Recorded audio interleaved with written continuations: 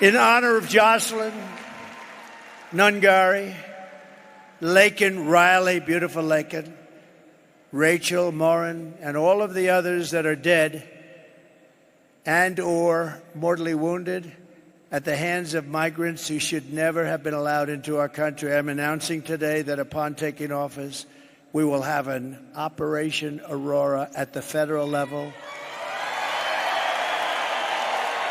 to expedite the removals of these savage gangs, and I will invoke the Alien Enemies Act of 1798. Think of that. 1798. This was put there. 1798. That's a long time ago, right? To target and dismantle every migrant criminal network operating on American soil.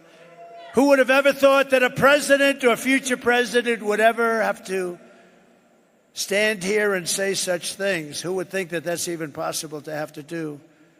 So many things are changed in the last 4 years, but that's the state of our country now after Kamala and Joe Biden have just absolutely destroyed our country because they're going to put a third person in. Let's see, who are they going to put in next?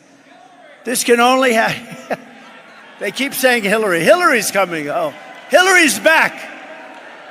In 3 local apartment complexes that Kamala has infested with the TDA, that's the gang that we talked about, the prison gang.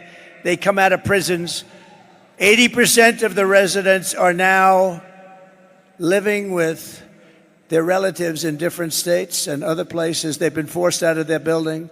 20% of the residents stayed, and they're fearing for their life. They had no choice but to stay. They're being threatened every single day. They're going to be out soon.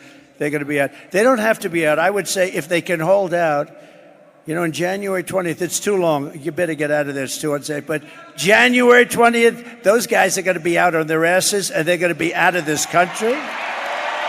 They're going to be out of their country. Members of the gang now beat down doors with hammers and engage in open gun battles with rival groups in this once peaceful, beautiful, pretty crime-free community.